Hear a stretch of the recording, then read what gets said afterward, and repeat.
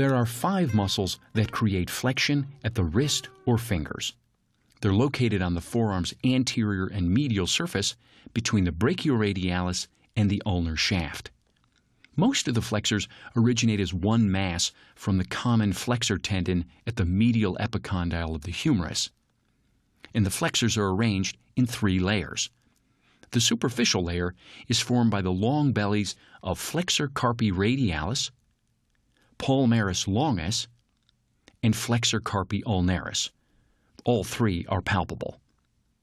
The middle and deeper layers contain the wide bellies of flexor digitorum superficialis and flexor digitorum profundus, respectively.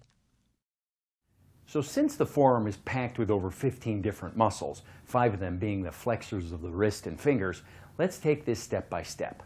I'm going to begin by just isolating the 2 structures that divide the flexors here on the medial side of the forearm from the extensors.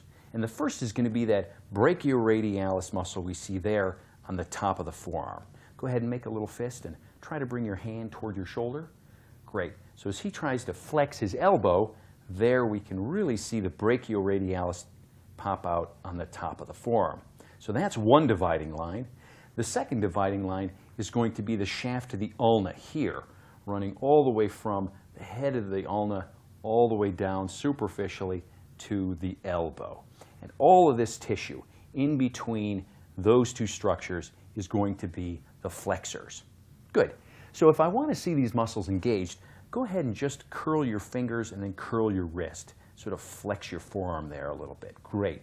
And all of this tissue here, really very contracted now that he's flexing the wrist and the fingers, that's going to be the flexor group right there. Great. Go ahead and relax. And I can really get my fingers on it now. Very fleshy, muscular group, unlike the extensors, which were more sinewy.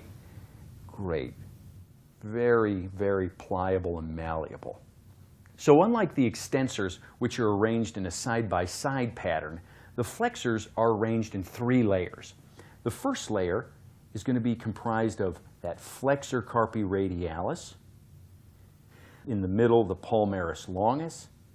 And then over here on the ulnar side is the flexor carpi ulnaris. And they make up that first superficial layer. And if we take those away, we can see the middle layer, which is the flexor digitorum superficialis. And deep to that is the flexor digitorum profundus. So those are our 3 layers of the flexors. Well, let's go back to that superficial layer for a moment. So the bulk of this tissue of the flexors is comprised of that second and third layer. So the 3 superficial ones are not very big and span right across the top of the forearm and penetrate into the hand. And the easiest way to get your hands on one of those muscles or tendons is right here at the wrist, where these muscles are very thin tendons. So if I ask my partner, just go ahead and try to squeeze a basketball. There you go. Do you see that tendon right there, right in the middle, sort of running right into the middle of the wrist? That's the palmaris longus. That's that one that was in the middle. And then go ahead and relax. And if you just try to abduct your wrist a little bit going that way, do you see this tendon here? That's going to be the flexor carpi radialis. And then go the other way. And as he adducts his wrist, here is the tendon of the flexor carpi ulnaris. Great. And those 3 tendons can be a great jumping off point to access the bellies themselves. So let's do that. So go ahead and relax your forearm there. There's that flexor carpi radialis tendon. And as I follow it proximally, it's really quite small. It's not a very thick, round belly. It's sort of flat in a sense. And if I ask my partner again to just try to abduct your wrist a little bit, that's great. There, that muscle really engages. And I can follow it all the way down as it descends and attaches to the medial epicondyle. Great. So that's the flexor carpi radialis. And then in the middle, we've got that palmaris longus. And there again, it becomes more muscular. And go ahead and do that palming of a basketball again. Now, as he tenses his palmaris longus, this belly really engages right there. And again, it's heading right to that medial epicondyle. Good, and relax. And last, we've got that tendon right here, which is the flexor carpi ulnaris. It attaches here at the pisiform, that little tiny carpal bone right at that flexor crease. And then I'm going to just follow it proximally and go ahead and shift your wrist the other way. I'll give him a little resistance, so he's going to try to adduct, there you go, that way. And sure enough, as he tries to adduct his wrist, that belly really engages.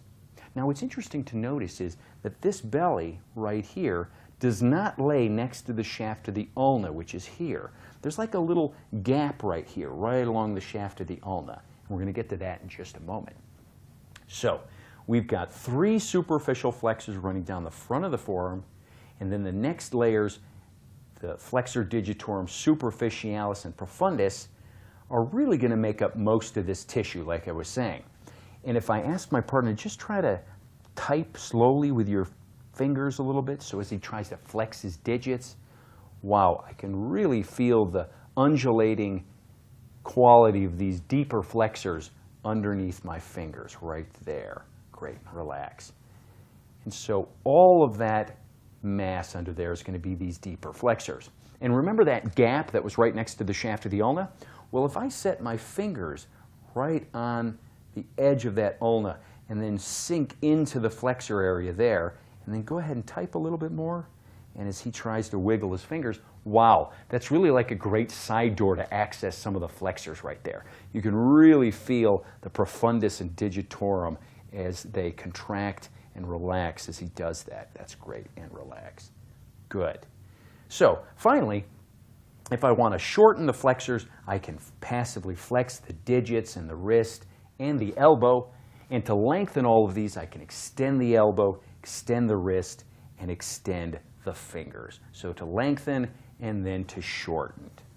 Great. And that's just a little bit of something to get you started on the flexors of the wrist and fingers.